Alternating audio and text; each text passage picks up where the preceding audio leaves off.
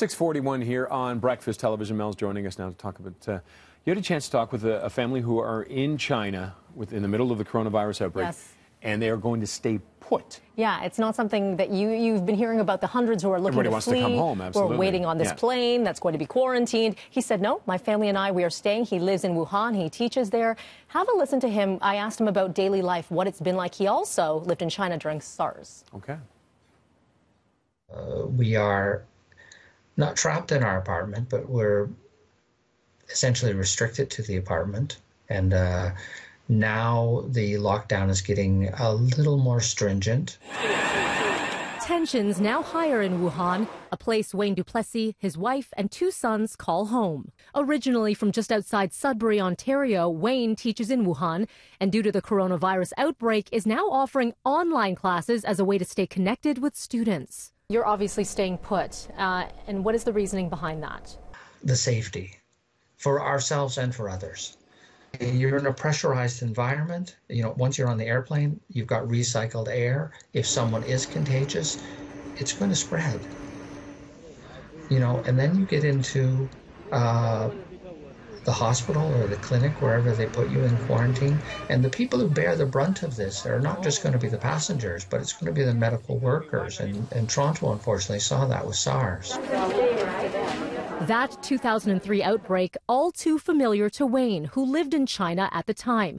He says things, though, are being handled differently this time around. Streets empty, supplies somewhat limited. He describes his last visit to the local market. We stood there and we didn't know if it was going to open again. And we stood there for 20 minutes and the crowd started to form and people started to get a little tense. And of course you would. This is the one market that's still opened. And thankfully it opened, and the staff had been cleaning. They had been moving out things and bringing in new food, and everything was stocked except for the meat. So we bought everything we could in that store, and the smell of bleach was quite strong, and thankfully for that. And now we expect to be in the apartment without going out for about 10 days. Wow. Yeah.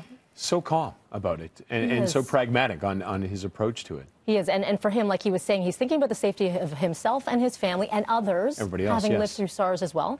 One thing I said, do you have enough supplies? Are you confident you have enough? He says, well, I have water. I have rice, which should be okay. Yeah. He thinks 20 to 25 days he has. Another complication with leaving is citizenship. His wife and older son are Indonesian. His younger son is Indonesian-Canadian. He's Canadian.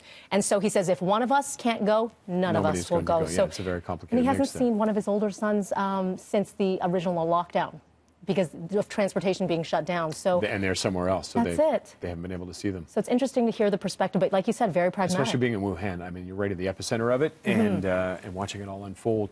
The empty streets are quite fascinating to see that. The idea that they can shut down them, but if that's the way that if that's what they need to do to get it under control, I guess we can't really say otherwise. And he understands that. He says we're holding on and just hope this resolves itself. All right. Thanks very much, Mel, for joining us.